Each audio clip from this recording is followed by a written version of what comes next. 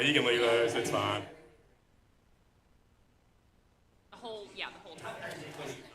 All right, I'm all good. Mic is on. Red is hot. Yeah, red is on.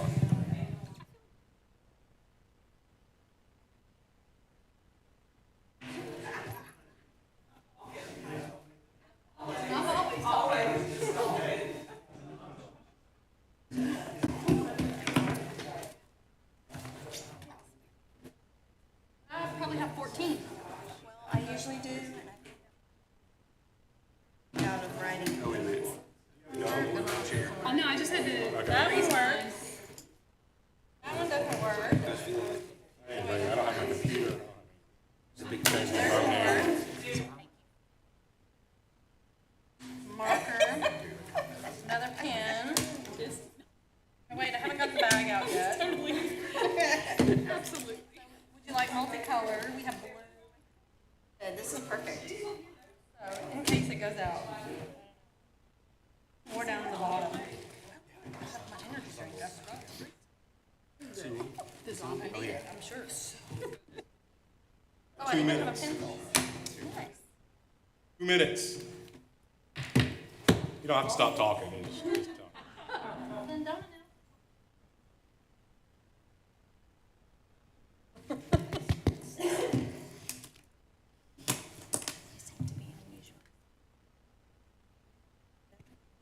Is mine on? Yeah, it is. Okay.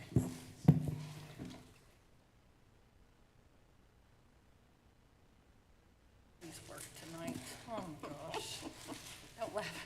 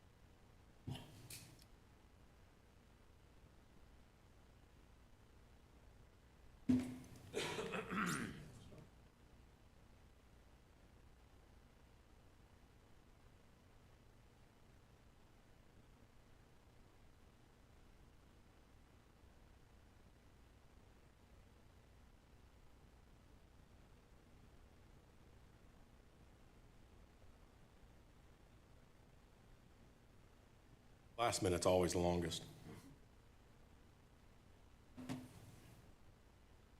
All right, I've got 5:45. Let's call it to order. If everyone would stand for a moment of silence, and then we'll have a pledge.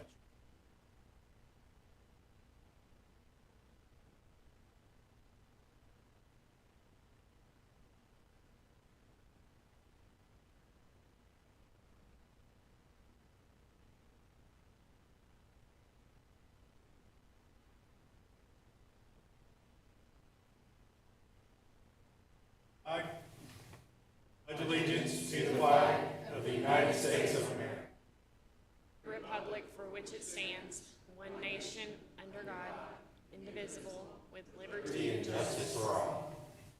Madam Recorder, if you call the roll. Chairman Floyd, Present. Vice Chair Harrison, Here. Deborah Thomas, Present.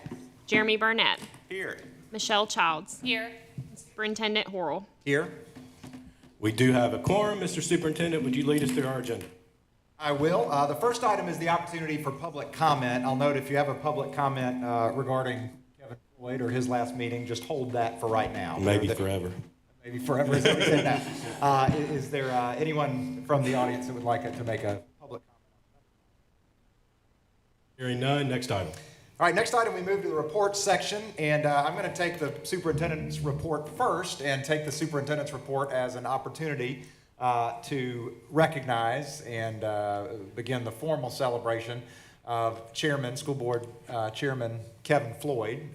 If you're tuning in on streaming, we did have a nice reception before and have some well-wishers here, but I know that I, and certainly I would assume members of the board and maybe some members of the public would also like to express their appreciation for Kevin Floyd and his, what is now 9 years of, I guess, formal membership of the Lakeland School Board of Education. And as the chairman of this group, he's been chairman the entire time. But his involvement, obviously, with the school board was well before that, and in terms of setting the vision for the school system. It was just about not much more than 9 years ago right now that I had my first conversation with Kevin Floyd about Lakeland school system. And it wasn't even called that necessarily at the time, officially, but the conversation was Kevin, who I knew from high school. We had not been in close touch for some time, but he had called me to talk about what he was thinking and that he was planning to run for school board for Lakeland school system. And I remember thinking, Lakeland, that's the little one that's not going to make it, isn't it? Is that, do I know where Lakeland is? And it turns out I did not, in fact, know where Lakeland is when we were having that conversation. It was the conversation at the time was to maybe get my insight as a principal of a high school and somebody that had been working in education, and he had some thoughts and questions that he felt comfortable that maybe he could bounce off me. But what I can tell you about that meeting and that conversation, and every single conversation I've had with Kevin Floyd since then, is that the conversation was grounded in a few things. It was grounded in a concern for students, first of all, appreciation and acknowledgement of the people that it was going to take to make that happen. And third, it was of the expectations of the community, therefore of Kevin, make this school system as successful as it could possibly be, again, going back mainly for the students. And it was a remarkable conversation then because Kevin had the vision for what Lakeland school system could become and eventually did become. And it was also remarkable because of the consistency that he's shown as a leader and as a person over those 9 years. At the beginning, at the very beginning, even before the beginning, he was thoughtful, he was realistic, he was caring, again, about students and about the community. He had a vision for what it could be. He was aware of the challenges, but was completely optimistic and positive about Lakeland's ability to meet those challenges and be what I think it's and hope it's become one of the strongest school systems in the whole state. And again, this was at a time where I was among those that said, "Oh, Lakeland, do they have one school? Is that right? How are you going to have a school system with one school?" But on a personal note, I just want to say thank you, Kevin, for your leadership, for your counsel, for the just numerous conversations about what could be and what should be, and that always centered on what is the right thing that drove every conversation I've ever had with you.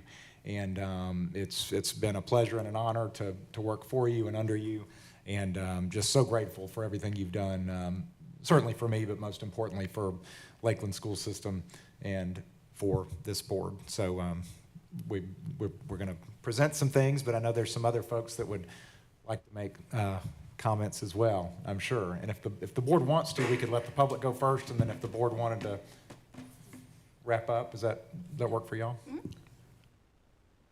I'll let you lead the Okay, discussion. I think It that feels would be weird for me to do appropriate. it. Yeah, I don't think. All right, well, was there anybody from, I know we had at least one speaker that wanted to make some remarks. Dr. Mitchell, do you want to kick things off?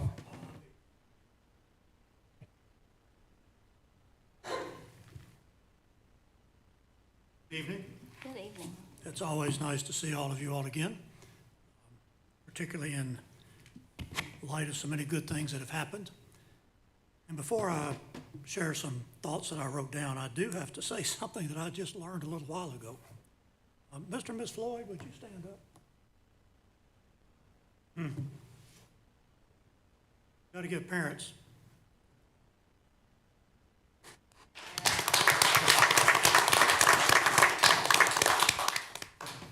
I just was reminded, Ms. Linda Floyd, you do know who she is, right? I met her, yes. That you, Chairman Floyd, were in the first grade when I first met your mother. Don't remember that, but At that time, in the Shelby County Schools, I was working in the, what was called Personnel Department, now called Human Resources.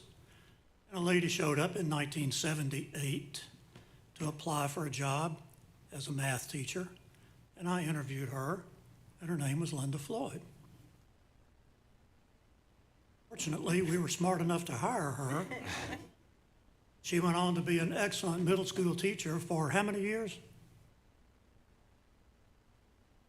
Almost 30 years, teaching in middle schools at Mount Pisgah, and then at Germantown Middle and at Arlington Middle. So, you see, we knew that you came from good stock from the beginning. some might say in spite of, but that's, Well, it just goes to show that when you're in this work in education, you don't know who you're going to come in contact with, and you don't know, where influence may fall at some point.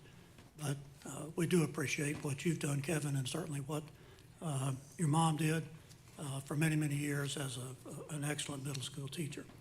So I want to take just a minute to say some things tonight to this school board and to the others that are in the room. We'll be brief, but I want to focus on three things: capital construction and planning, secondly, leadership, third, some predictions and results. Three things. First of all, I want to give you congratulations on the on-time completion of your 4 major capital construction projects that you've taken on since you started as a school system. The Lakeland Prep Middle School, addition of classrooms and cafeteria space at Lakeland Elementary, the Lakeland Prep Athletic Annex, which gets in its great use all the time, nights, weekends, and then this last little project, the Lakeland Prep School, the massive project that just got completed. Ladies and gentlemen, in the last 3 years, I can tell you that there have been very, very, very few construction projects that have been completed on time. You can read it in the media everywhere. You know the supply chain problems, you know the labor problems, you know the COVID problems. All of your projects were completed on time and opened on time. That is something you should be proud of. So you, the school board, Dr. Harrell, because he was very important in making quick decisions when they needed to be made. The Renaissance Group, their engineers, Chris Woods Construction Company, many of the Lakeland officials and the Lakeland staff all were a part of that on-time completion. And then in addition to that, you've also made plans for the future. Your superintendent has gone out and has found 2 more potential school construction sites, which you now own. I'm sure that there's going to be a need for those in the very near future. So planning for today and planning for tomorrow, you've obviously done that. Second thing, leadership matters. Leadership matters. It's critical to any organization's success. I've been blessed to have 54 years of working in public education. I have never seen a great school or a great school district not have excellent leadership. There just simply isn't any substitute for it. So I want to say first thank you to you all as the elected school board, the elected leaders in Lakeland who 10 years ago understood a feasibility study that our consulting group put together, who believed in the vision, even though it was only one school, and who had the leadership courage at that time to support the creation of a municipal school district. Next, I want to thank you all as school board members. All of those people who were involved 10 years ago in making that decision, none of them are here. So you all are still here. That leadership and that continuity is important to any organization. So I want to thank you for what you've done, for your work with them over the years with that, and Chairman Floyd, special thanks to you, your leadership as the chairperson. I think you have given an excellent example, and Dr. Harrell just listed it, of what a school board chairman should do. All of your board members have done that. You all understand the role of a board. It's critical to the district's success. Early on, your Board of Education made an important leadership decision because you hired the right superintendent. You did. You made an excellent decision. As you know, under Tennessee law, the school board hires one person. You have one employee. It's Dr. Harrell. Dr. Harrell has to employ everyone else.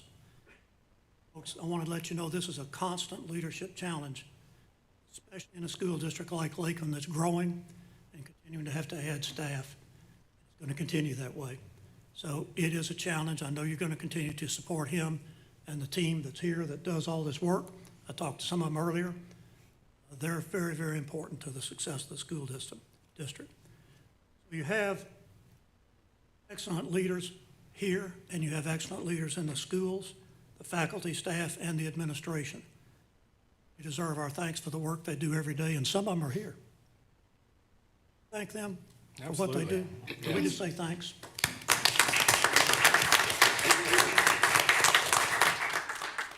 It is a challenge. Finally, this is the last point, the third point. I want to review some predictions and some results. 10 years ago and 9 months, 10 years and 9 months, that's sort of like 7, but 10 years and 9 months ago, I, along with the founding partners of our consulting firm, Southern Education Strategy, stood in this exact room in this exact same spot and presented to the then Lakeland mayor and to the then Board of Commissioners and to the then city manager, none of whom are still here, 175-page document that was called feasibility study regarding the creation of a municipal school district in the city of Lakeland, Tennessee. This was the study. This was the paper version. It was an electronic version too, but that was the paper version. We presented that study, and yes, Dr. Hall, you're right. There were some people that said, no, it's not going to happen. In school, that's not going to happen. Feasibility study analyzed the legal requirements, the educational requirements, the operational requirements, and the financial requirements that would be required to create a new municipal school district in this city. I got to tell you, 10 years ago, there were elected leaders in that meeting, and there were others in this city and this county who did not believe the data that was presented in that study. A few people actively worked to discredit the study. However, to finish up tonight, I'm going to read something to you that we wrote 10 years ago. It's on page 120 in that book, in the summary section of the feasibility study. 10 years ago, our team, the SES team, wrote, and this is word for word, complexity of school system creation leads to a host of considerations that must be weighed by the Lakeland leadership and citizenry. However, in our best professional judgment, we opine that the creation of a municipal school district is feasible, that the city of Lakeland, one, has a capacity to provide a high-quality school district for its citizens. Two, can provide a great educational program without a tremendous tax burden to its citizens, while maintaining local control over the school district. Third, that the school district can create and recruit an outstanding group of educators for their district. And four, that this school district may serve as a model for other school systems in the area of best educational practices. That's what we wrote 10 years ago. Those are the exact words. It's in that study. Our team believed it. You achieved it. We believed, achieved. The evidence and the accolades for your school district are numerous. I can't list all of them, but just a few. reward schools recognitions, exemplary school district awards, Tennessee State Superintendent of the Year, high achievement scores, top-level teacher salaries, excellent school facilities. The list goes on. I'll close by just saying, as a lifelong educator, and as a resident of this city, I want to thank you for giving me the opportunity to work with you, and I wish you the best in the future as you move forward. That's my comment, Dr. Harrell. Thank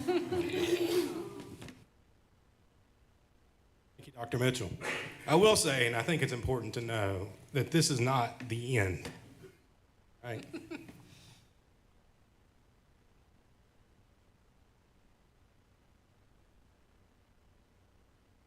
I'm trying to figure out how I want to say this. I said in an email to someone, Rome wasn't built in a day, neither are school systems. We are still evolving.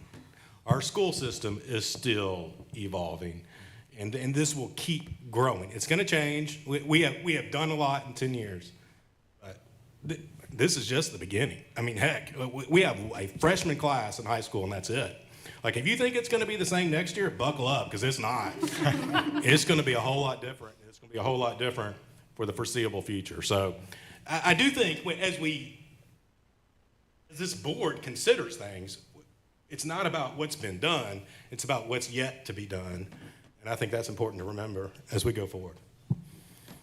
Dr. Oral. I concur. Are there any other speakers that would like to address the board or make any comments? Go for it. Yeah.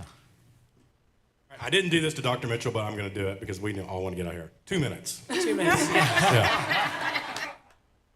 My comments will be short. I knew I should have jumped up before Dr. Mitchell got up here. I wasn't planning on speaking, but I'd be remiss if I didn't come up here, Kevin, and say thank you on behalf of me and Carme and the 4 of our kids that have come through or are still attending a Lakeland school. Emma, Aaron, Kate, and Liam. Wow, I got them all right. Good. I'm already doing well. I thank you for everything you've done. I know it hasn't always been easy. I know some of the toughest times predated our years here in Lakeland, but that doesn't mean that the last several years haven't been just as challenging for different reasons. Obviously, everybody knows what those are, not the least of which was a global pandemic that you had to figure out how to navigate through. And the thanks, as Dr. Mitchell alluded to, obviously go to a lot of the people in the room here. But I want to thank you because when you get to the top, there's usually one person that, it's probably a lot of sleepless nights, a lot of soul searching. And I thank you for just always trying to do the right thing for our children. That's what's most important to us. And you've always kept that at the forefront of your vision. I don't want to say customer, but that is your customer, right? That's what we do this for, right? We do this for our children. And you have always kept them at the forefront of the decisions you made. You didn't make the popular decision necessarily. You didn't make the easy decision, but you put your time and thought into making the right decision. And that is not always easy to do. That's what great leaders do. And that's what you've done time and time again. So I want to thank you personally on behalf of my family for everything you've done, for the blood, sweat, and tears you've put in to this school system. Like you said, it's just beginning, but it's got a firm foundation and a bright future because of a lot of the vision that you've provided from the time you took office to now. So thank you very much on behalf of the Sheridan family. Thank you. Any other speakers? Board members, if there are any comments from the board, now would be the time. Laura? I'm not gonna be able to say much because I won't be able to keep, Roll over there, because that helped him a little bit. because I'm not gonna be able to not cry, so. The only thing I can say is thank you for your constant leadership. You have been a rock, this school system, this board. You have been a steady hand to make sure we were always making best decisions. Everybody says the best decisions, but it's more than just the best. It's thoughtful, conscientious, thorough. We don't just make quick decisions We're vetting things out. You've always made sure that we stay on that path.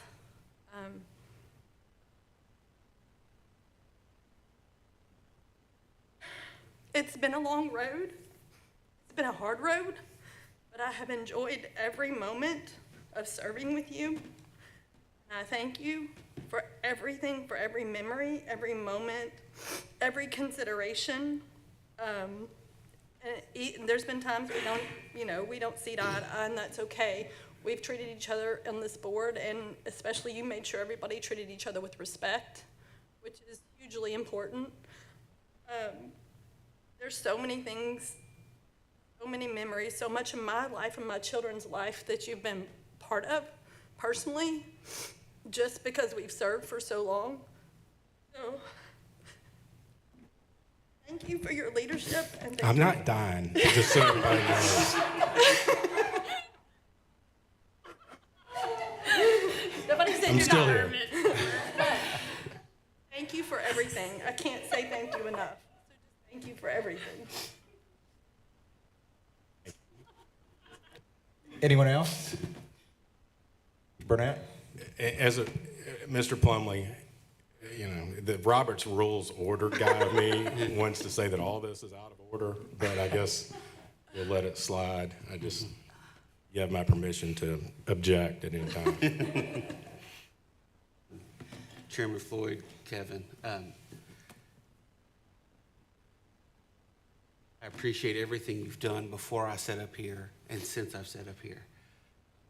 To reiterate what Laura said, every decision, every conversation with you, you're thoughtful, you have a steady hand. You've said, let's think about this. You said that up here, you said that to me before I was here and even since, once or twice. I appreciate that level of leadership, the level of thoughtfulness you have given to every decision I've seen you encounter. And before I sat up here and since I've sat up here. You're probably one of the reasons I'm up here, is to get me involved and active, other than just holding signs and helping to walk neighborhoods, be involved in this, and I appreciate that. Dad has walked out of the room, but I've known your dad longer than I have you by a factor of 2. In my world, people are afraid of Kevin's dad, if you don't know. He was a state internal auditor. So if Mr. Floyd said, "Can I speak to you for a minute?" That made people feel some kind of way. Kevin doesn't do that. And I appreciate that. I do want to say again, everything you've done in these past 10 years have resulted in you leaving that chair so much better off than you found it. It didn't exist before you sat in it. You're leaving as a chair a school system that's fiscally sound, educationally excellent, and outstandingly staffed. You've made us all strive to be better as we sit up here than I think we could have otherwise. This board, as Laura said, has always been so professional with each other, even in times of disagreement. And that doesn't always happen in this city. You're the person that's the calm in the storm, and I just really appreciate that. Thank you. Ms. Childs. I'll just point out that, I feel that your Christianity and your ethics, you just really always know if I ask you something, or you're up here, it's going to be to the highest standard. It's going to be ethical. It's going to be legal. You're really, know the law well. And, you began at the beginning and, advocated for us having a school system. You were one of the leaders before it even existed. You brought that vision along with, an amazing group of people. And, that culture of excellence is everywhere. As everyone up here has said, our students, it's not just a focus on one thing or the other. It's the whole picture. It's, you know, having a culture of kindness. It's, you know, academic excellence, excellence for special needs students, athletics, arts, all of the things. It's the whole picture. It's hiring amazing teachers and, you know, doing our very best to show the appreciation and having that, that culture here and just the whole picture. So thank you for the standard that you set. And I'm glad that you will still be around and you are not dying. Thank you for those kind words, Michelle. Ms. Thomas? Well, to quote one of my favorite movies, I have a strict policy that no one cries alone in my presence. So you're among friends here, right? I think one of the things that makes you so special, I was doing fine till you asked me about my child, and I know that you feel the same things for everybody's children. You want to know how everybody's children are doing. Want to know in the tough times how things are going. There have been a couple of times when I've been kind of in a minority in terms of certain issues, and you're calling me to check on me and to see if I'm okay. And so there are all sorts of metaphors to describe, you know, the steady calm, the steady hand, your genuine love for people. Those things you can't learn. You're that way because of where you came from. Thanks, Mom. And it's such a pleasure to know that in some of those rocky moments that we've had as a system, and some of those decisions that we've had to make that, you know, weren't the popular thing, or they definitely weren't the easy thing, but they were decisions that, like many decisions, were going to leave many people completely dissatisfied and other people completely ecstatic. I've known that you've given it the thought that it deserves and that you've considered feedback from everyone and all the invested partners. And I'm thankful for what Lakeland's school system is because you've been here for inception.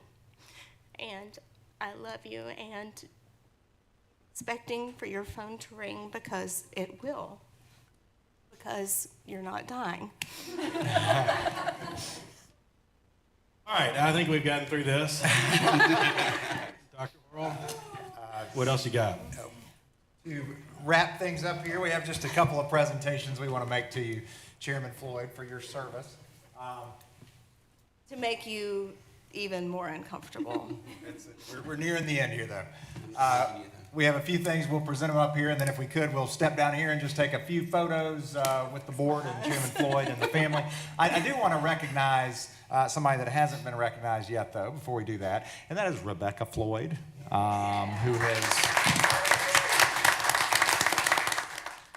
also been there from before the beginning, and if I could be so bold, we'll say that has been there every step of every part of this journey to forming a school district, and is somebody that is also kind and supportive and checks on people. She has checked on me before to make sure I'm okay, and I appreciate that too. But I know you guys are one of the great partnerships, but thank you also for your service, because that's what it is. I know it is, and congratulations on being relieved from that aspect of service for some time to take care of your husband, who's apparently in bad shape and may not be with us for much longer.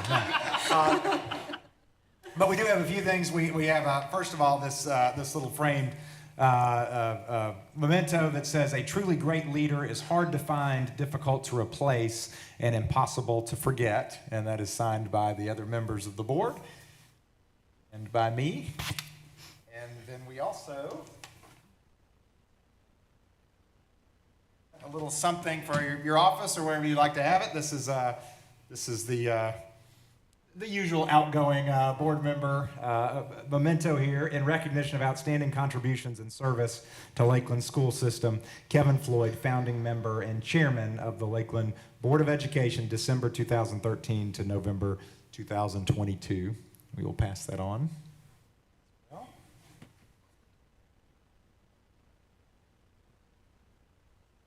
Finally, this is from the board members themselves and from me. This is a final little memento. But these are some watercolored renderings of the three schools as we think about it: Lakeland Elementary, Lakeland Middle Preparatory School, and then the high school wing of Lakeland Prep. And you obviously were involved very much so in the creation of the latter two, and certainly getting Lakeland Elementary School off to its start as the only part of Lakeland school system that mattered there for a while. So we wanted to present this to you as well.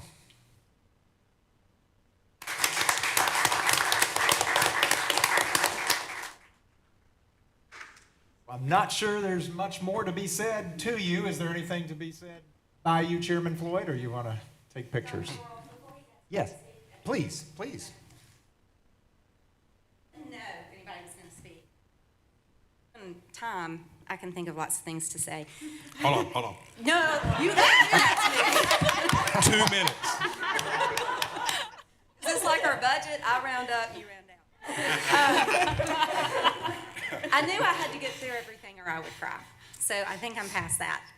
I want to publicly note that you've completed one thing on your honey-do list. I was in the car rider line at Lakeland years ago and had too much time and talked to some people and came home and said, hey, I think we're going to do this school and they're going to need this board and I want you to do this. And I want you to do it for our girls. You can't cry. But you didn't do it for our girls. You did it for every other kid. And there were times that I came home and it was about our girls, but it was about every kid. And you would come home from meetings and these seminars y'all would go to, and you would talk to me about public education and what it meant. People that maybe didn't have parents that were able to sit down and work with them on schoolwork, or maybe weren't able to have food, or to feel loved, or to be part of a team, part of a play. All lean toward the things that are important to our kids, but you lean to the things that are important to every kid. And kids that might not even be like our kids. Kevin keeps a lot of books by his bedside table, but since we've been married, he's always kept the Bible and Robert's Rules of Order. It's really hard to follow them both very well. But I'm just thankful. It has been hard. There are so many fun stories. We will still drive through Lakeland, and both Caroline and Allison will go, I remember that house. They're not very nice. I remember that house. They were very nice to us. We've knocked on a lot of doors repeatedly. We've been through just a lot of really special times and a lot of really hard times. But I ask a lot. And when I came home and threw that out, I remember where you were sitting. And I'm just thankful that you did it in the time that you took. And I'm thankful for what you've taught our girls. And it's our girls are supportive of him. They both just have activities. And he's always wanted what's best, for all these kids. Go do what you need to do. And I'll be here working. And it's never been about, I want some credit for something. The other thing is what Dr. Mitchell said about kind of the chain of command. I probably never did this, but I'm sure there's some moms that have come home and said, couldn't you do something about whatever's going on where? And, the answer would very much be, that's not protocol. That's not where this is. You have an issue, you call that teacher. You call, and if you've gone through all that and you're not getting an answer, then you come to me. He's always had such great faith in Dr. Horrell and in our principals and assistant principals and our teachers and our coaches, and has sincerely loved and prayed for each of you. And I couldn't be more proud.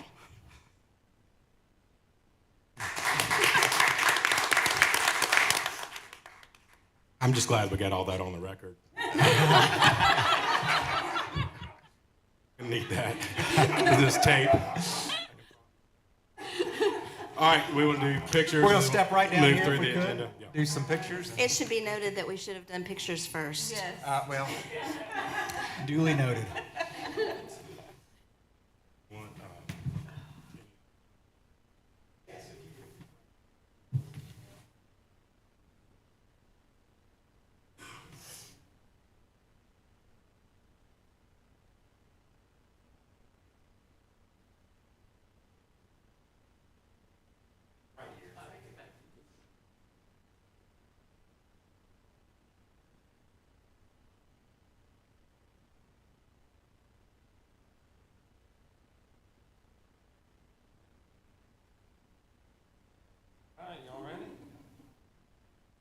I love it. You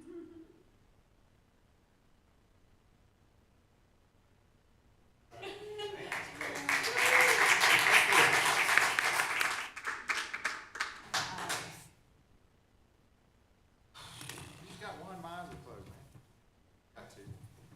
Eyes are closed now. That's okay. I'll redact that he's better.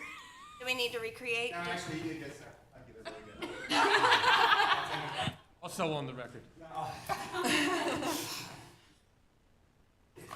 All right, we're still in the middle of your report. Do you have? I'm not Do you sure have that I have actual anything else business? to add. Okay. Well, I can give some updates. I do want to thank everybody who came tonight. Obviously, I'll take Chairman Floyd's line. Don't feel obligated to stay, although there will be a very good presentation by Dr. Terrell on internet safety measures that will be very different from the last half hour or so, I'm sure. But thank you, everybody, for coming to see and pay tribute to Chairman Floyd. In my report, just a couple of things I'll share since we often get questions about construction progress, and while each part of the building has opened in time for us to use it as we need it, you have noted that there are some areas of Lakeland Prep that are still under construction, but we also believe they are going to be ready in time for the folks that need them. And if you drive over by the softball and baseball fields and the baseball and softball field house, the multipurpose field house, you will see that quite a bit of work has happened. And one of the things that was actually holding up some of the completion there was the completion of the softball dugouts. There was a renovation there that needed to happen. That has happened. It's been painted, and I think in short order you're going to see that parking lot down there get its final asphalt coat so that it can be used for parking as well. So those are all things that we expect to be happening before the end of November, certainly. There are also some punch list items that are still happening, but for the most part, we're kind of, nearing, I think, the closeout phase of the high school project. So very excited to see that being done. Speaking of which, I know there's a lot of people in here that saw it and even had some students involved in it.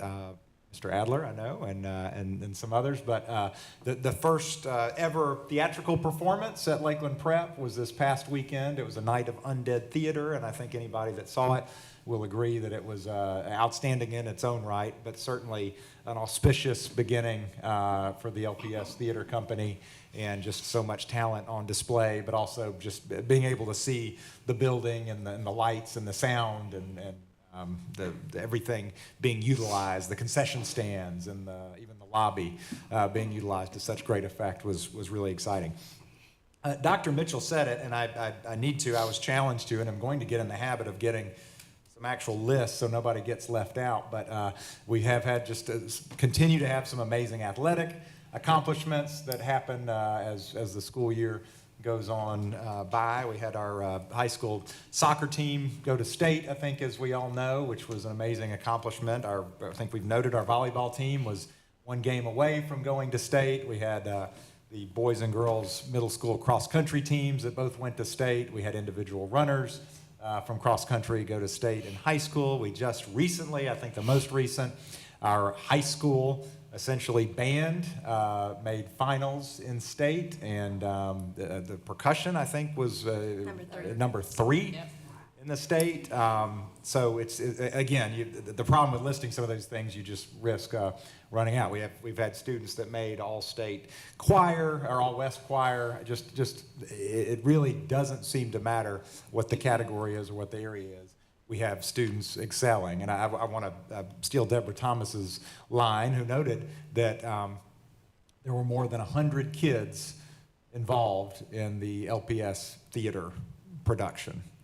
So, I mean, that is more than 10% of the population at LPS. Yeah. I mean, so you've got this activity, and they're doing any number of things, and whatever their talents are, they are finding a way to be utilized. And I think that's what anybody would see if you walk around Lakeland Prep after hours. Certainly already so many corners of the building being used by students exploring their talents, and it's just been really, really rewarding and fun to see.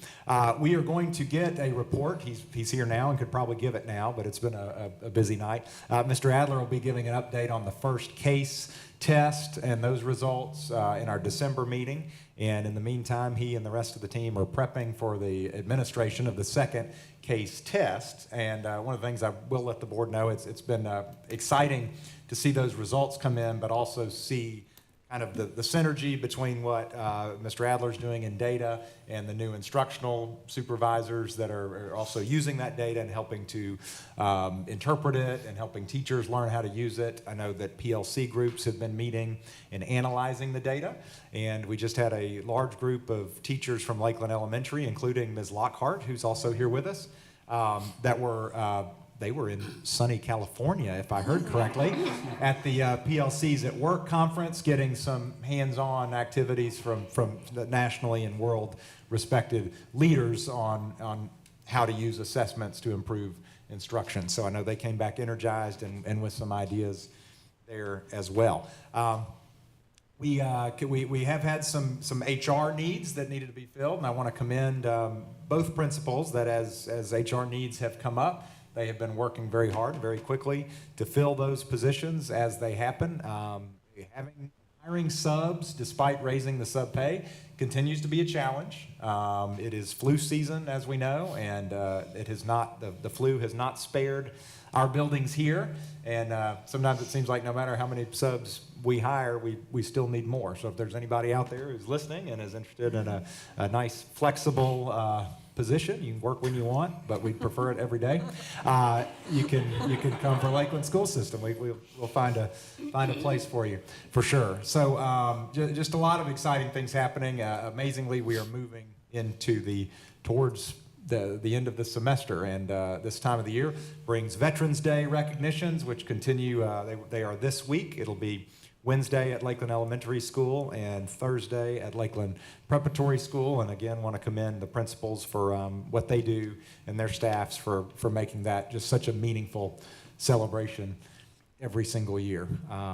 We've got incredible fundraising going on, and really, as usual, just too many things to report. But if there are any specific questions or things I left out from the board members, be happy to take any questions right now. Any questions for the superintendent? Ms. Harrison? I think I warned you last week or the week before that I was going to ask about this. With the increase in costs from MLG&W, so how are we doing on track with the opening of the new facilities, and how do you feel like that's kind of going?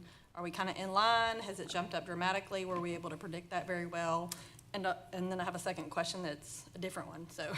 Yeah, from my analysis and looking at it, it looks like we were fairly in line. I think one of the things that's been a challenge is that because it's a new building and a new lighting system, just very honestly, there are some areas that we didn't have control of or have taken some time to learn how to control. So you don't want to have lights left on in your building, but we've had some lights left on, that normally over the course of a regular time, wouldn't be left on as often. And now that we've got the lighting controls more figured out, I think we'll probably get a better sense of it. But for the most part, considering that we tripled the size of the school, based on what I'm seeing, we seem to be in line with what we had predicted or budgeted.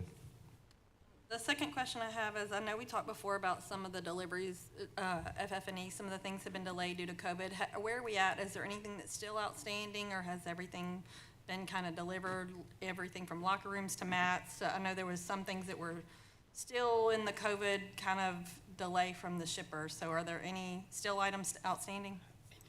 I'm certain that there are. I can tell you one of the areas that we were really sweating to the last minute was the lights in the theater, like right up until the week before the play opened, and they wound up coming in, so the lights and the sound systems are there. We're still working through some issues in the gymnasium sound system, but for the most part, I think most of the things that we're waiting on are in. I know all the projectors are in. Some of the tack boards were installed in rooms where they weren't supposed to be installed, and some of the rooms where they were supposed to be installed don't have them, so they're doing some moving and patching up of those things now. But for the most part, I think we've got most of the mission critical things. Ms. Martin may be thinking of something I'm missing, but for the most part, everybody's got what they need right now. And then the last one related to this, kind of some of the punch list items, like the entryway, those are going to be done over school breaks, right? Yes, thank you. So one of the things that did not happen as it should was the seal that's in the main lobby. That will be done over a break when that comes in. It won't be while students are there, and that was something they just had to redo because it wasn't done correctly. Yeah. Any other questions for the superintendent? Hearing none, next item.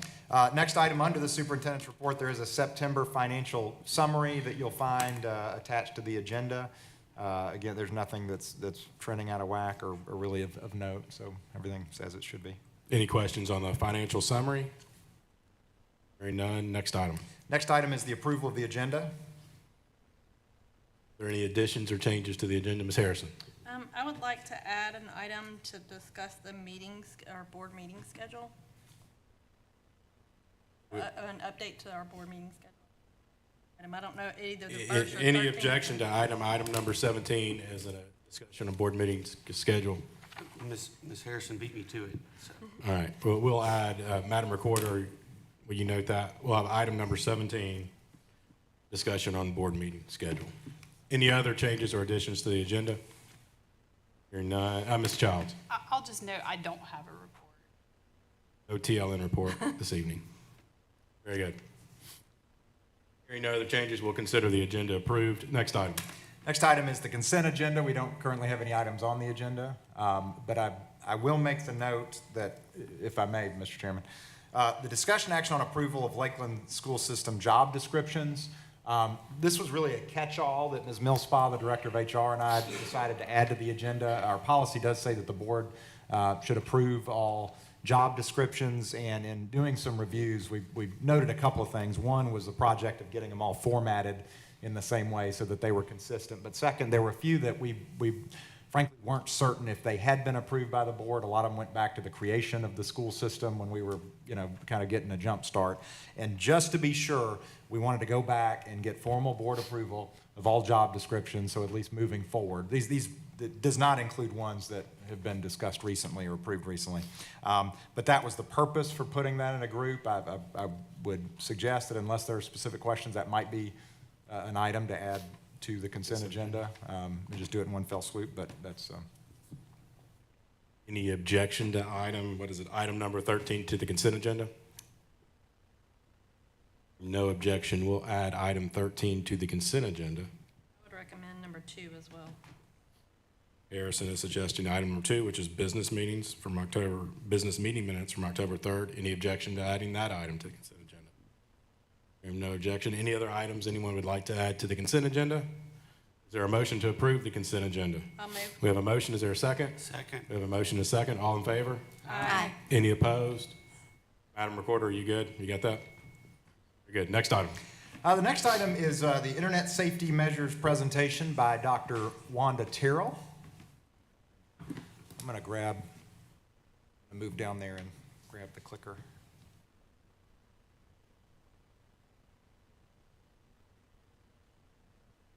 And this presentation, I don't know if you've got this in your introduction. Well, first of all, Dr. Terrell is our Director of Technology. She was one of the very first employees of Lakeland School System, if you're not aware of that as well. And her presentation here today, as you may note, is based on a change in state law that this board has discussed, which requires there to be a presentation on internet safety measures, such as she is about to give. So I'm going to let her take it from here, and I'll come down here and be your pilot.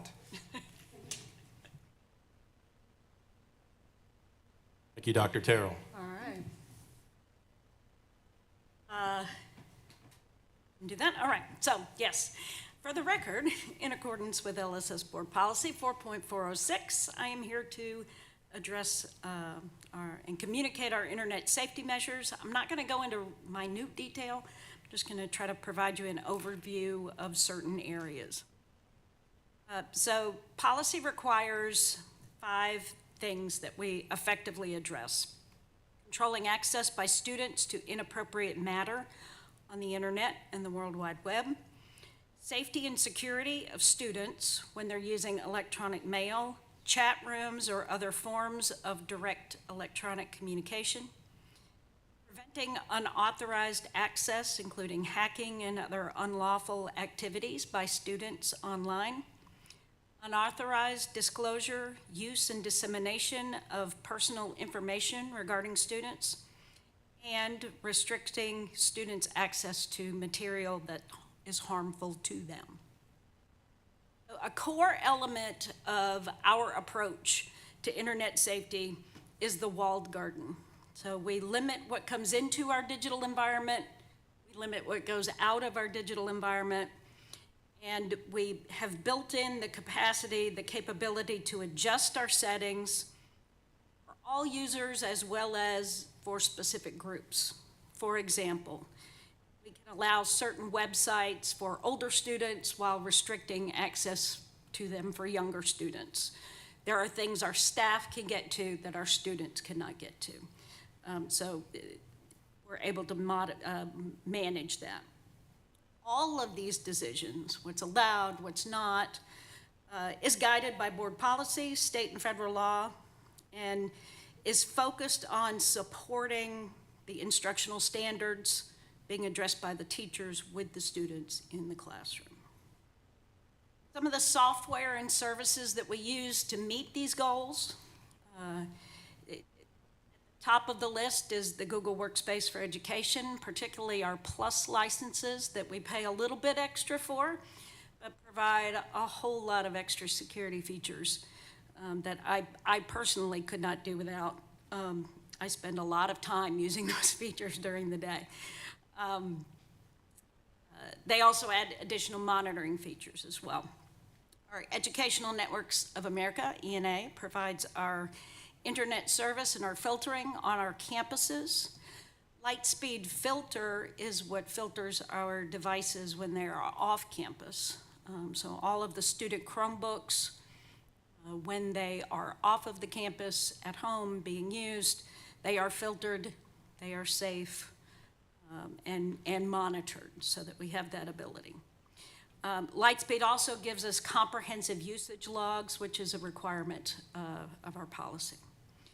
SysCloud, compliance and security, is one of the services that we use to configure and monitor our Google Workspace to allow us to get alerts for violence, cyberbullying, self-harm, objectionable content, things that need to be addressed and investigated. We also use Bark, another service that provides us those similar alerts, and in particular, it flags images and videos that may contain information that needs to be addressed. And then finally, GoGuardian Teacher is a service that is paid for by each school that gives teachers the ability during the school day to monitor and manage their digital classrooms. So some of the ways that we limit students, just so that you're aware, students do not have access to Gmail. Students do have a Google account. Gmail is disabled for them. Students, particularly those at LPS, are encouraged to use Schoology to communicate with their teachers. Students cannot participate in online chats and forums. If a website comes through that allows that, I block it.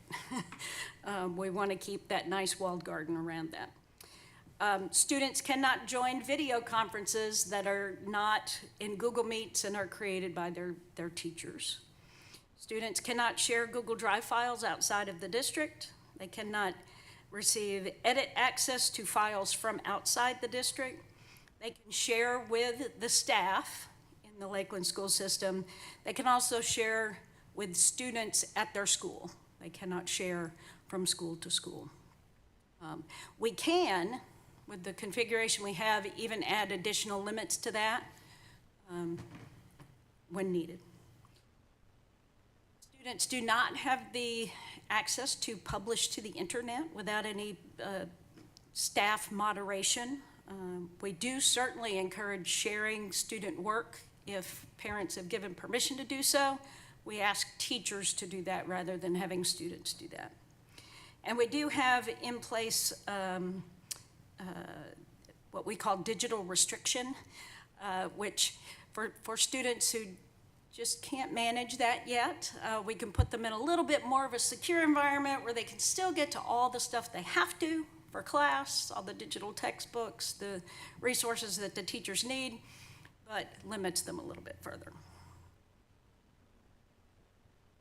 Okay, regarding student information. So staff are trained annually regarding FERPA and the importance of protecting student information, not just digitally, but in the buildings itself. Staff Google accounts are required to have multi-factor authentication. We rolled that out last year, and this helps protect those accounts because they are connected to so much student data, access to Skyward, access to all of the different services. Online services are vetted for their proper handling of student information before we approve use with students or staff. Services that are not COPA compliant are not approved for student use. Student records that need to be sent to other school districts, we now send those through a service called Scrib Order, so we don't fax them to unknown end points. We now do that digitally.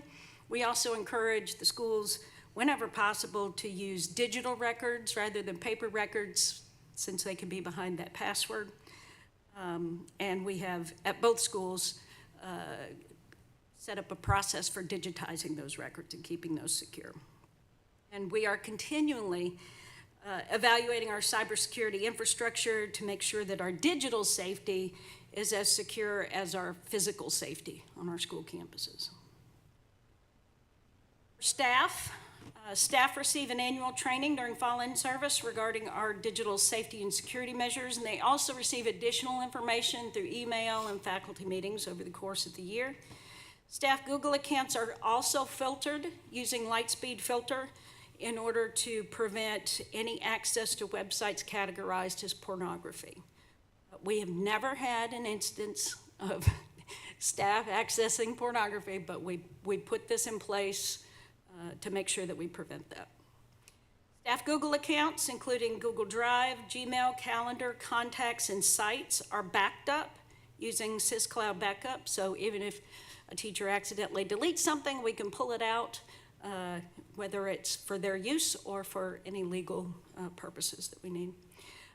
Staff Google accounts are also monitored by SysCloud compliance and security for objectionable content that may be in their Drive or sent through their Gmail account. Staff also receive email training, email security training annually through our Know Before subscription, and staff have been trained on how to spot and report phishing attempts, which is a daily occurrence. A little bit about parental consent.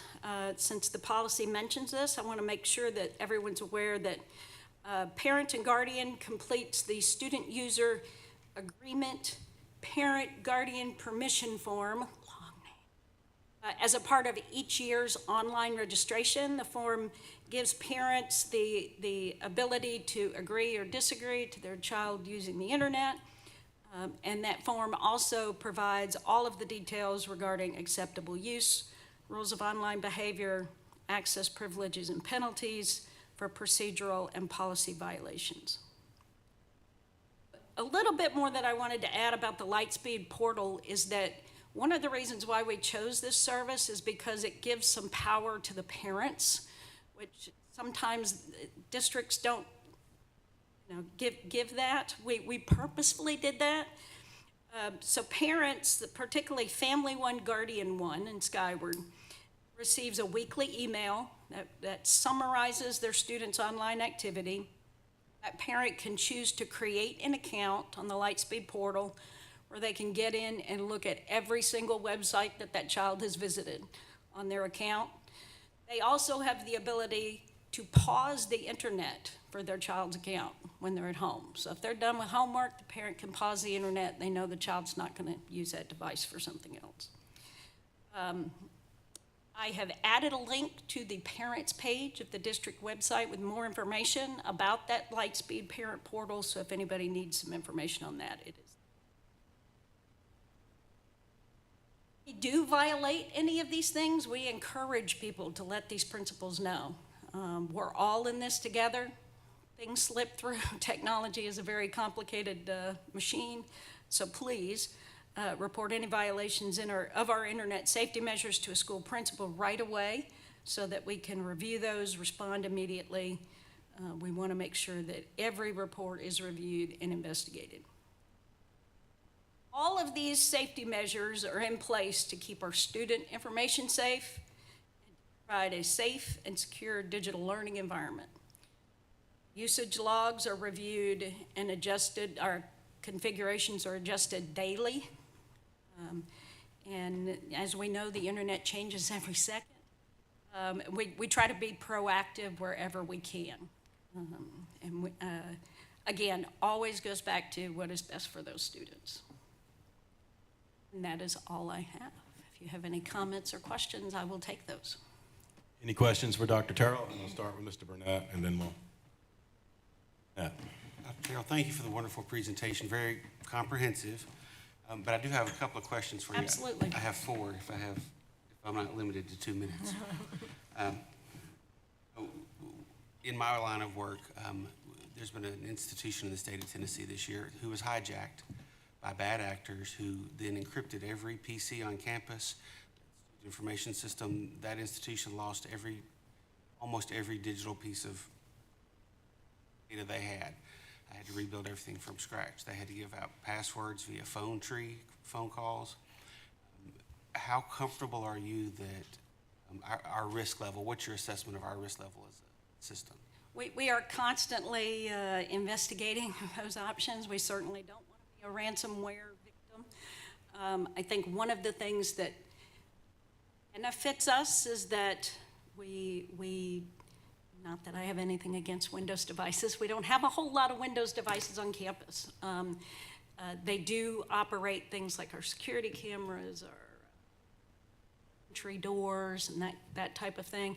And we are actually in the state of Tennessee is doing a great deal of focus now on cybersecurity and providing us training and guidelines and checklists, and it's an ongoing process. I feel fairly confident. I won't ever say 100% because that would be the day that something would happen. But I sleep well at night regarding our safety.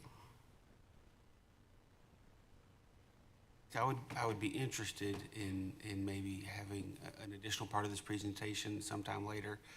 We got some summary reports where you mentioned the Assist School and BARC and the monitoring for behaviors of self-harm or harm to others and all that. Some summary maybe counts of how many of those we've had in the past year, just so that the board might have a age to look at as how prevalent that might be. One of the things with that data is that it's very full of false positives that not only may just be related to topics that were discussed in class. I'll use one example. When they're studying the Civil War, we get a lot of violence hits because they're doing presentations about a battle, and so they download guns and cannons and all that kind of stuff. So there are a lot of false positives, and our tech staff works through those.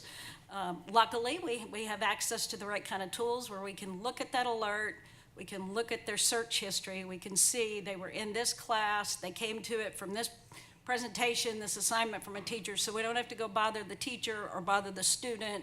We have the ability to look at that context. There have been times when alerts have come through that have resulted in additional support provided from the school, where parents have been contacted and students supported through struggles. I pass on the information and the powers that have more knowledge about dealing with that get to deal with that part of it. We'll try to kind of come up with a nice little summary of that, kind of excluding the false positives when we can. That was going to be my request. If I could, I'll work with Dr. Terrell and maybe put together a report we could email to the board that might answer some of those questions and give you a sense of the context, maybe. And thanks for the clarification about the number of false positives as well. So, two more and I'll be done. School enrollment, so as we move into that world moving forward, again, I know there are times when students get access to that higher education site and they end up with unfettered access outside of our walled garden. And just, it's less of a question than a comment, just want to make sure we're thinking about that as we move into that realm soon. Oh, we absolutely are. We haven't gotten to the point where we're making those decisions yet, but I can tell you I ask about it at every single one of our meetings. Oh, great. Yep.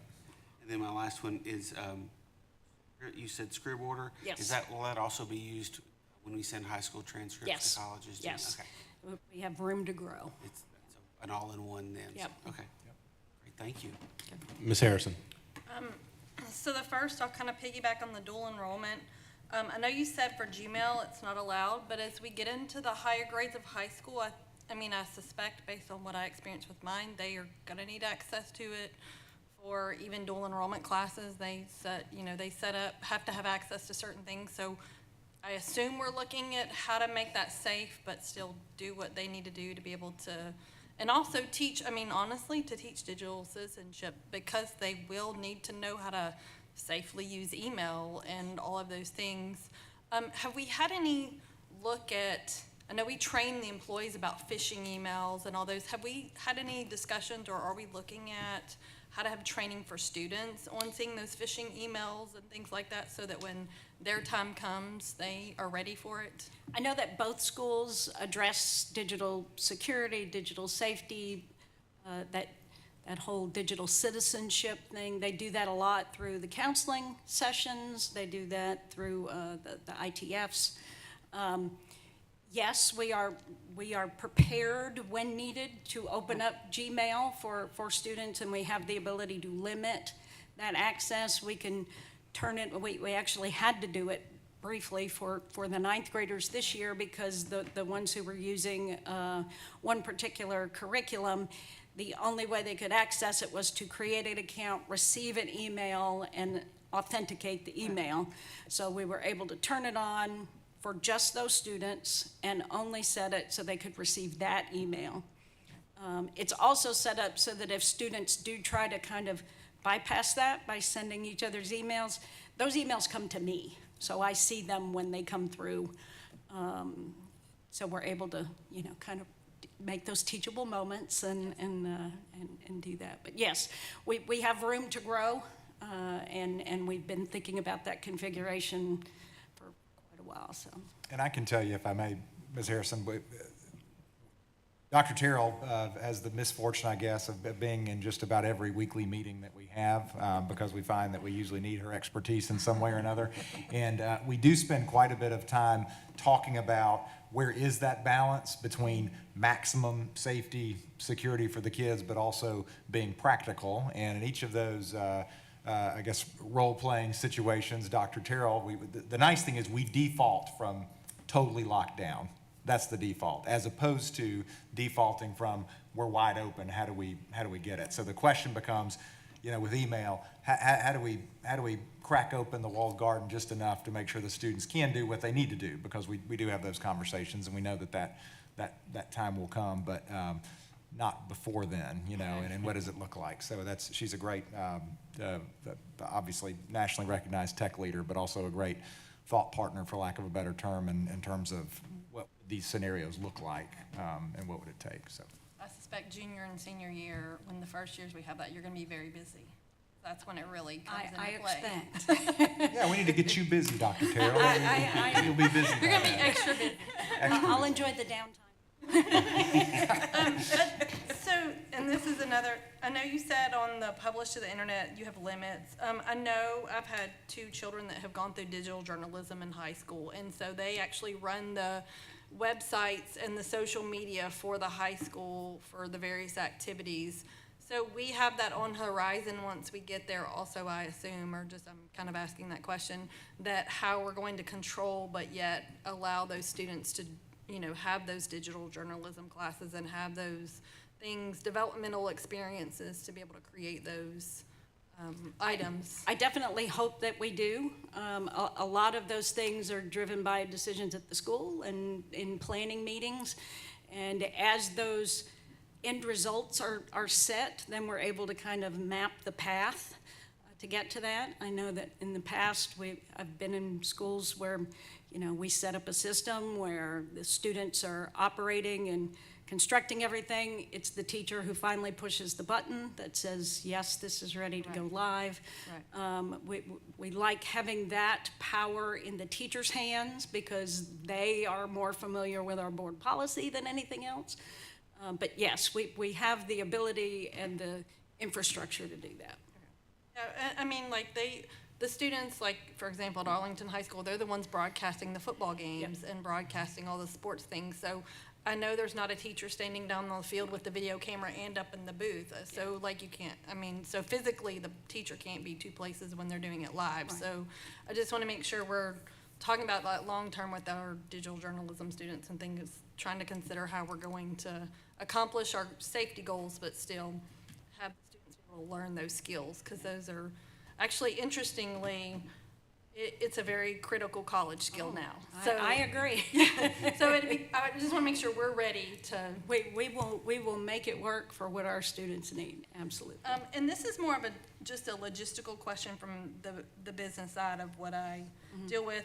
So I know like Google Drive and Schoology, those are like online platforms.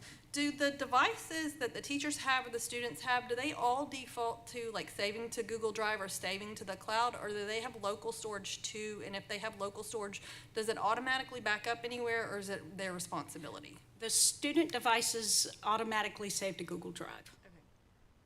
They also do not have the ability to use USB flash drives because we want everything to be in Google. So many of our alert systems are driven off what's in their Google Drive, so we want to make sure that we do that.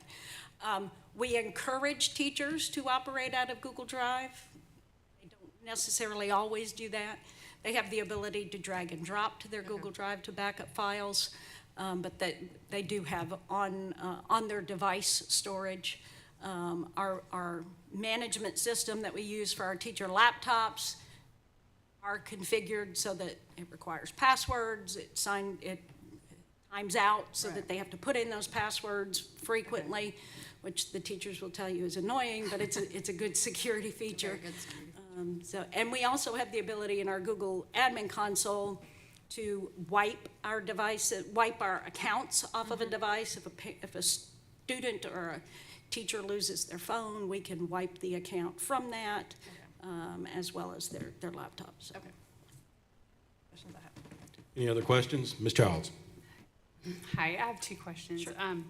First, if a student does try to get on an inappropriate website, and your technology succeeds, so they fail, they're not able to access it, do you see that too, that they were, attempting to? Yes. Okay, great.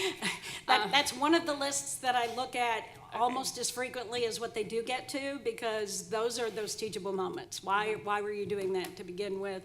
When I catch those, I refer those to the schools so that the ITFs and the admins can have those discussions. Okay, great, that's good news. Secondly, I was wondering, security-wise, what your thoughts are on this. I know at some schools, they really encourage students on social media during the day, and, like my daughter texts me and take the time limit off Chrome because I need to take a photo of a QR code because I lock it down since the school allows phones all the time. So I'm just wondering what that looks like. Does that make it less secure? And how would that even look as you get into these older grades? It was my understanding that students should not be on their phones Oh, during no, school? that's true. Okay, okay, I'm speaking okay. to an older child. She of mine, doesn't go and- to our school. Yeah, Okay. not at our school. Okay. No, I'm just using an example that a high school student elsewhere Yeah. had to use like, hey, I need to do this QR code and use my personal phone to access it. And I know we're not allowing personal phones, but I'm just wondering, what that would look like if you, and I know some of this is more of a, administrative, that they'd have to make these decisions if they were going to do it. But would that affect security if, you were encouraging students to use personal phones later on when they're older, or trying to encourage them to post things, and even though some students aren't on it? But I was just wondering from a security point of view, not if it's your decision to make, but just. So our school networks, our Wi-Fi networks, we specifically turn off the guest network when it's not needed. It's off during school. If we have visiting people on campus, we manually connect their devices. Students would not be able to put their phone on the school network. They would only be able to use it if they could actually get a signal, and if you've been in our buildings, you know that can be a challenge, thanks to all of the cinder block and the steel. I've gone back and forth over the years as to should the student have their phone. Leaned towards it when we didn't have devices, but every student has a device at both schools, and they have the ability to scan that QR code with their Chromebook. And so I always try to encourage the use of our secure devices, the things that we have access to manage. So. Very good. Any other comments or questions for Dr. Terrell? Hearing none. Thank you, Dr. Terrell. You're welcome. And Dr. Terrell, if I Sure.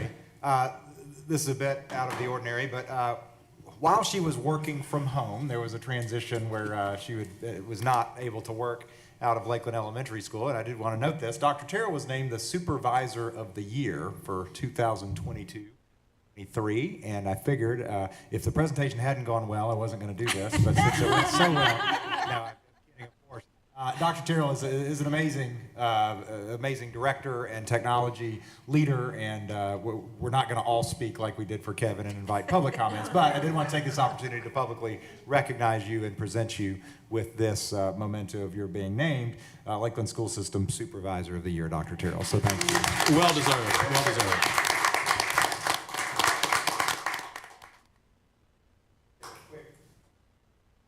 Eyes open.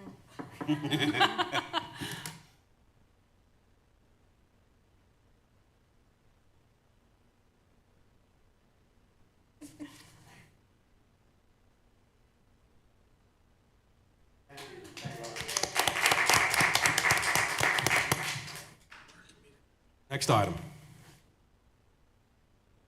Next item is discussion action on update to 22-23 stipend schedule. Is there Mr. Burnett has Just a a comment? quick point of order for you.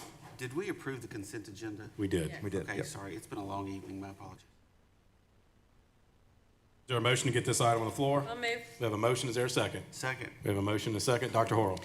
Yes, basically, this is the addition of a $2,000 per quarter stipend for the Lakeland Preparatory School administrators to acknowledge the amount of after-school game and activity coverage. I have spoken to some of the board members. My plan was, typically, high school administrators, for that very reason, typically are paid at a higher rate than elementary school administrators. We had kept the same, basically, salary range for LPS, and then the thought was it would just be for this first year, because the very incorrect thinking was with just ninth grade, it won't be that big of a difference, and it's been a massive difference. So this is a request. This would be for each of the Lakeland Preparatory School administrators in the stopgap until we adjust the salary schedules for next year.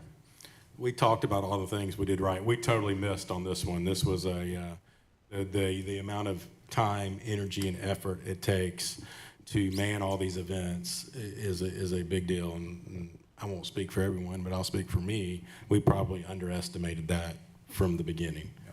So I support this motion. Any other comments or discussion? Oh, me too. This speaks to little old Lakeland, not thinking that, right? And here we are, and the campus is so alive at all times, and So, yeah, I'm in favor of this as well. Burnett? I support and agree with it, everything that's already been said. One quick question. This is also encapsulated in budget amendments that are in this, or have we already got the room in the budget for this change? No, this is covered in the budget amendments. Thank you. Just want to say one thing. Thank y'all for your time. Not even just, yes, I support this, but thank y'all for your time, because I know how much family time it takes away, evenings, weekends, to just be there for the kids, for the community, for the schools. So thank you.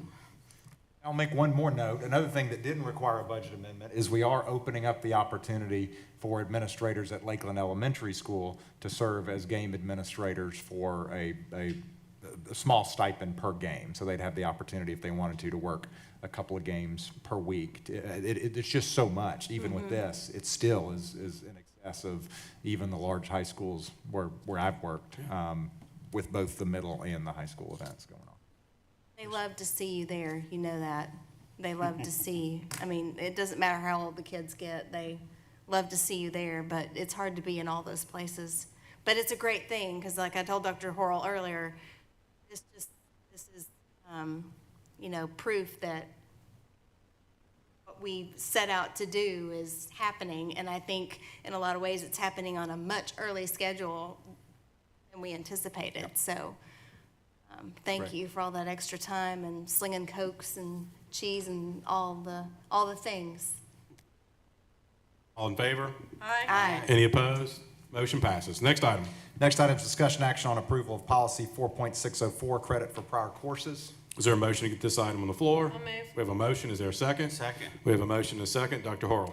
Yes, and she's here. I want to thank Ms. Decker for taking the lead on this policy. This was just another one of those policies that's necessary now that we have high school, and what it does is basically put into writing what are the circumstances under which a prior course would be considered for high school credit. It is, as Ms. Harrison pointed out in the conversation, we noted, I think, Algebra 1 and Spanish and the specific 8th grade courses, but this is actually a little more all-encompassing and covers some additional scenarios.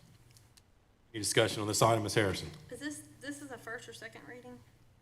This is a first. So is this something that needs to be implemented immediately so that we need to suspend the rules, or do we need to have two readings? I think if we waited until December, we'd be fine, Okay. if you wanted to just follow the normal protocol.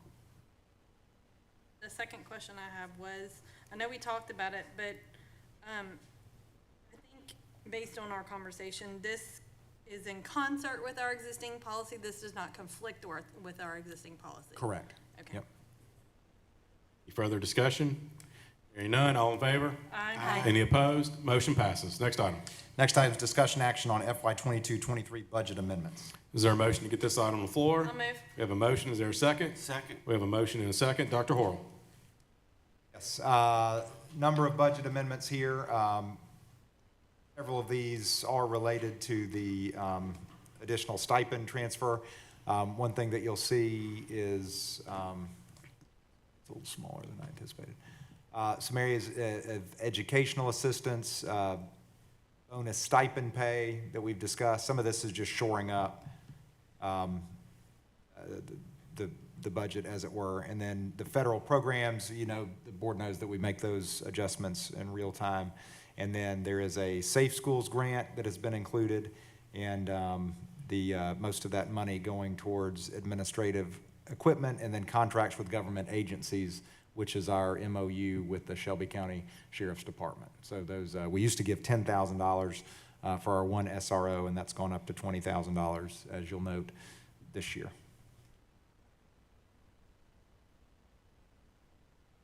Thank you. One thing that was mentioned, thank you, Ms. Millspaw, was this also includes, and we're going to do this retroactively, covering travel cost for coaches that are traveling outside of, I believe, Shelby County is what we agreed upon, since that's where our districts are.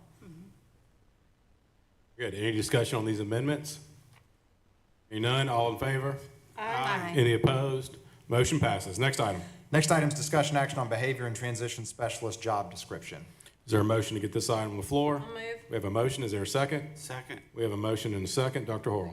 This would be a new position made possible to start by a grant called the Resilient Schools Grant, and there were certain categories that were where schools were able to apply for it. This was a competitive grant, and one of the things that we discussed in terms of, and basically the grant focuses on rebounding from the pandemic and some of the effects of the pandemic. One of the things that we have seen is an increase in the number of students that are considered to be at risk and with behavioral issues, particularly, this may be counterintuitive, particularly at the elementary school, students that need additional behavioral supports there. We are very fortunate in our district to have some experts in behavioral supports, and Angie DeLoso, our assistant superintendent, is one of those. We also have some other teachers that have training in those areas, and we do some contract work. However, in our discussion, this is something that the grant could cover for that first year, but I am planning on introducing as a essentially committed to sustaining this position, because I think this whoever takes this position will immediately be very busy providing behavioral support and also serving as a liaison and supervisor of alternative school program, coordinating with students that may be in detention in a situation like that or involved in homeschool. So there's a number of situations that as our school system grows, this will be a real need and a recurring need. Any discussion on this item? You also had in the job description, helping teach the teachers how, the sort of best practices and how to help address the needs of these kids in the classroom as well. Absolutely, yes. It's absolutely an instructional support as well. Just to, sometimes these teachers, as the principals will tell you, just need to know, who do I call? I don't know what to do. I need help. We're seeing some students that, the teachers with a lot of experience don't know the best way to support and to help. Yeah. Any further discussion? How soon will it be posted? Tomorrow. Yeah. All in favor? Aye. Any opposed? Motion passes. Next item. Next item is discussion action on the 22-23 Behavior and Transition Specialist salary schedule. This is obviously related to the previous item. Is there a motion to get this item on the floor? I'll move. We have a motion. Is there a second? Second. We have a motion and a second. Dr. Horrell? This just as our board policy requires an approval of the salary schedule as well. It's actually an existing salary schedule. The coordinated school health supervisor has an existing salary schedule that we felt like this position would be equivalent to. Any discussion? Hearing none. All in favor? Aye. Any opposed? Motion passes. Next item. Next item is discussion action on update to 22-23 school fees. Is there a motion to get this item on the floor? I'll move. We have a motion. Is there a second? Second. Dr. Horrell? We had some additional fees requested for HOSA membership, Knowledge Bowl team fees, and a wrestling fee. Any discussion on this item? Dr. Roll, there was one question I did have. It was not related to these, but there was some discussion on the drama production fee, that instead of designating it as spring, just designated as drama production fee. Has that brought to you yet? I don't believe so. Ms. Martin, are you aware of Okay. that request? I think there was a color guard. Yeah, I was gonna say, I don't think this is the most updated version, but there is a request for not to exceed 250 for winter guard, and I can get that updated really quickly. Was that what we settled on, Ms. Martin? Yes. 250? Okay, I think I missed that. So could we add that on the floor, or? Yes. And I've got the updated version, I just think I need Move to to read add it. that on the floor. I don't- Okay, so Ms. Harrison is moving to amend it to add a not to exceed $250 for winter guard. I would prefer to label it as color guard and winter guard, or. Oh, it is, okay. Okay. We have a motion to amend. Is there a second? Second. I'll second. We have a motion and a second. Any discussion on the amendment? We're just talking about the amendment. Hearing none. All in favor, say aye. Aye. Any opposed? The amendment is approved. We're back on the main motion. Any discussion on the main motion? Hearing none. All in favor, say aye. Aye. Any opposed? Motion passes. Next item. Next item is discussion action on election of legislative representatives. Is there a motion to get this item on the floor? I'll move. We have a motion. Is there a second? Second. We have a motion and a second. Dr. Horrell, I'll let you introduce this item. Yes, our Lakeland school system is entitled to 3 legislative No, We can I'm go so last. sorry. I'm sorry. That's My bad. delegate assembly. My bad, that's the delegate assembly. This is the legislative representative that Michelle Childs currently holds. Previously called the TLN, the Tennessee Legislative Network Representative, which is why I've messed it up, I think. They changed the name. So it'd be appropriate for this board to nominate a legislative representative, formerly known as a TLN representative. And we'll open the floor up for nominations. Mr. Chair, I'd like to nominate Ms. Childs again. We have a nomination for Ms. Childs. Are there any other nominees or nominations? Hearing none, congratulations, Ms. Childs. All in favor of approving Ms. Childs, say aye. Aye. Any opposed? Thank you, Ms. Childs, for your service. Next item. Next item is discussion action on approval of textbook adoption committee members. Is there a motion to get this item on the floor? I'll move. We have a motion. Is there a second? Second. We have a motion and a second. Dr. Horrell? Board members, you have the proposed committee members before you. It's linked to the agenda. Members from LES, LPS, and 2 representatives from the central office that would be our instructional supervisors. Any discussion on this item? Ms. Harrison? Just for clarification, it says at the top, but it doesn't say on the agenda, this is for the math textbook adoption committee, correct? That's correct. That's Okay. what's on the, it just happens that that's what's in cycle this time. Gotcha. Any further discussion? Hearing none, all in favor? Aye. Any opposed? Motion passes. Next item. Next item is discussion action on 22-23 tenure recommendations. Is there a motion to get this item on the floor? I'll move. We have a motion. Is there a second? Second. We have a motion and a second. Dr. Horrell? Yes, Give sir. us the overview of kind of the criteria. I will. I'm pleased to bring you 9 candidates for tenure with Lakeland School System. And tenure is a process that is controlled by state law. And we don't have the ability to make adjustments to it. And what the state law requires is that a teacher be with the school system for 5 years. And on top of that, they have to have an LOE, a level of effectiveness based on their evaluations, of either a 4 or a 5 for the last 2 years of that time.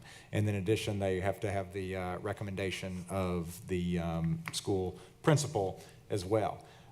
We do have, I want to note, because this is unusual for this year, we do have a number of teachers that chose to nullify their scores 2 years ago. That was during a hold harmless year, and teachers that nullified their scores essentially are not eligible for tenure this year. It does not mean that they will not be eligible for tenure. It just means that because that was in the mix based on the state basically rules on that would not count towards their tenure eligibility. So there are a number of teachers that started at the same time that these teachers did, because this is the first wave to be recommended for tenure that started when Lakeland Middle Preparatory School opened. But we expect to have more of those teachers join the ranks in the coming couple of years. Any discussion on this item? Dr. Horrell, remind me, the nullification result, was that was a COVID deal, wasn't it? It was, yes, yeah. So that's, just so everybody knows, that's Thank you, yeah. the history there. Any further discussion? Hearing none, all in favor say aye. Aye. Any opposed? Motion passes.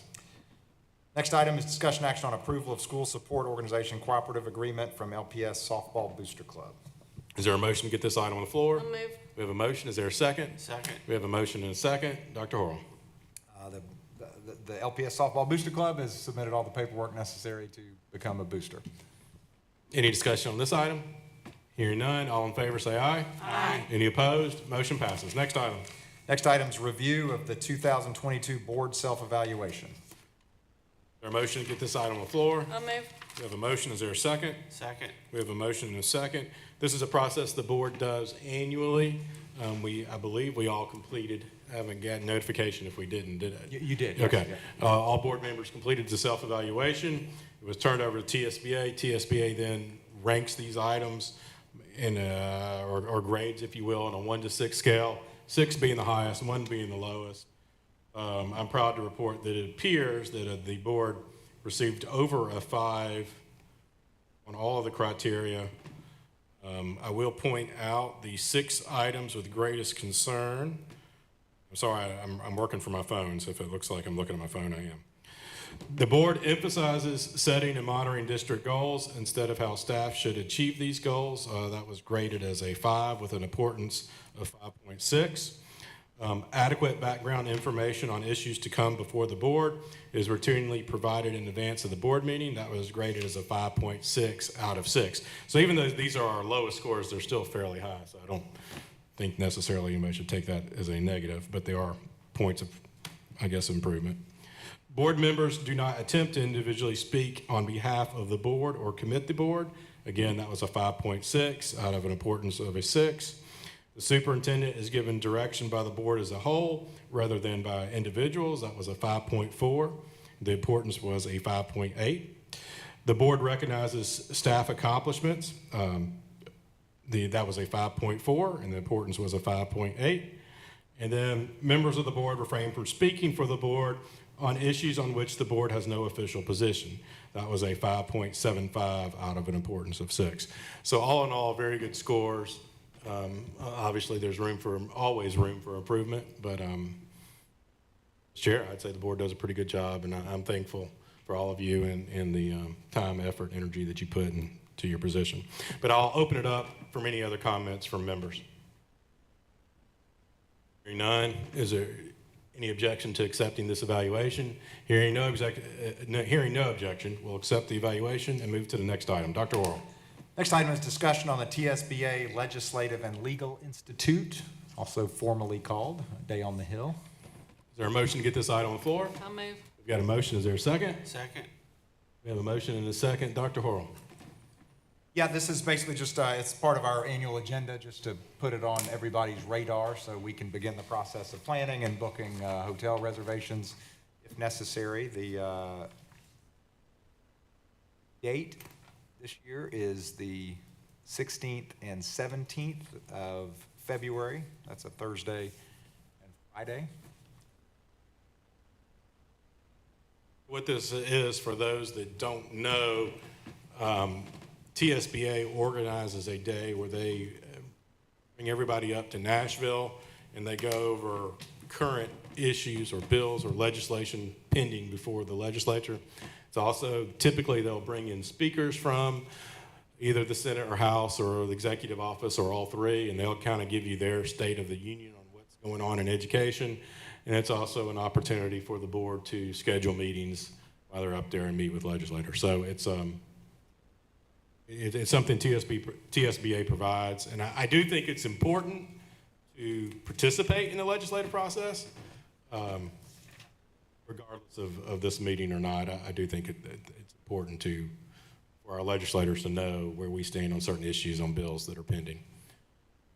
I think Ms. Millsbaugh would like to know if she needs to book rooms for everybody on February 16th and 17th of next year. Yes. Go ahead. I was gonna say, I need to see the agenda, but go ahead and book me, and I see the cancellation deadline is February 1st, so I just need to see the timeline of the agenda before I can. Yeah, the agenda is currently at a coming soon Correct. status. Yeah, Yes. so.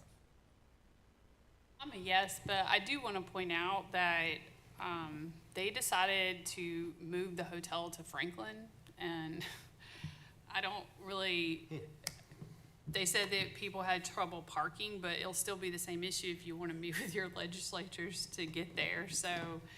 And aren't legislators usually gone back to their districts on Friday too? Yes. So it could pose issues with meeting with legislators as well if it's on Thursday and Friday. Yeah, the TSBA, I think, as we know, has kind of transitioned away from that being linked to the time to go meet with the legislators. It used to be very much in that vein. They would meet with us and kind of send us out and say, now go forth and meet with your legislators. That's not really part of their agenda for that event anymore, and that may, in fact, be part of why they did that. They may be suggesting that we do that some other time, but. Yeah, I think they forget that we don't all live in Nashville, and it is like a journey to get there, and it is frustrating, but I would, to your point, I mean, we usually end up missing some of it a little bit so that we can see the legislatures, so yes, we'll have to do that on Thursday and figure that out as we see what the actual agenda is, because I think it is very valuable to be meeting with them, while, you know, it's in general session is occurring or about to occur, and to speak with them in person there. I'll be a no, because that same conference occurs this time every year as well for me, for work. It starts on February 14th this year, out of town on Valentine's. I've heard about that already. And I do actually have a 2 PM conflict on the Thursday. I could come afterwards, depending on what the agenda is, you know, for next day certainly, or. Dr. Horrell, will you coordinate with Mr. Acton too, so that he can? Okay, very good. He may have the same conflict I do. All right, very good. We'll see how the election goes. Next item. Didn't even hear that. Next item is a review of policy manual, section 4. Now, I believe, is that, oh, yes, sorry, we've got that. Then, any comments on our review of policy manual 4? Hearing none, we'll consider that. Next item is the board meeting schedule. Is there a motion to get this item on the floor? I'll move. We have a motion. Is there a second? Second? We have a motion and a second. Ms. Harrison? In looking at calendars for December, I'm sure everybody's calendar is really filled up for December. Mine is, so I'm requesting that the board consider canceling the work session and only having the business meeting the second Monday of the month. I think it's the 12th.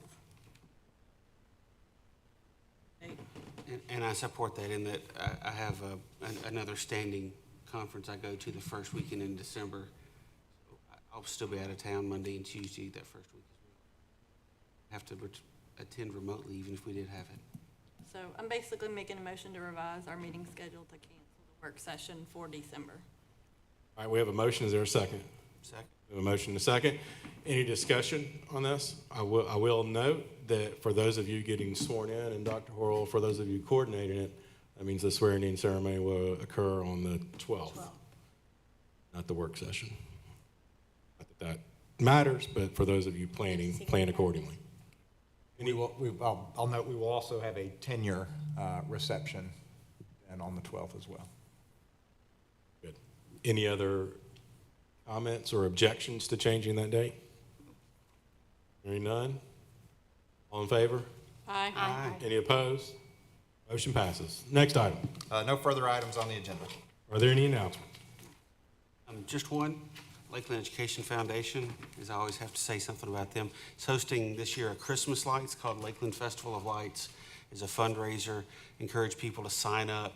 Sign up is very easy. It's been put out there on social media quite a bit so far. The idea is you sign up for your house or your business to be a Christmas light competitor. People come by, scan a QR code to vote. They vote with dollars to purchase votes for people. And looking forward to seeing Mr. Floyd, Ms. Thomas, Ms. Harrison, and Ms. Childs all sign up. And, I would drive all the way to your house just to vote for you. Thank you. You can help us decorate our houses, or the elementary school, or the middle school. We'll just take gonna all of those. Nod and smile. Are there any other announcements? Hearing none. Is there a motion to adjourn? I'll move. Is there a second? Second? All in favor? Aye. Any opposed? We are adjourned.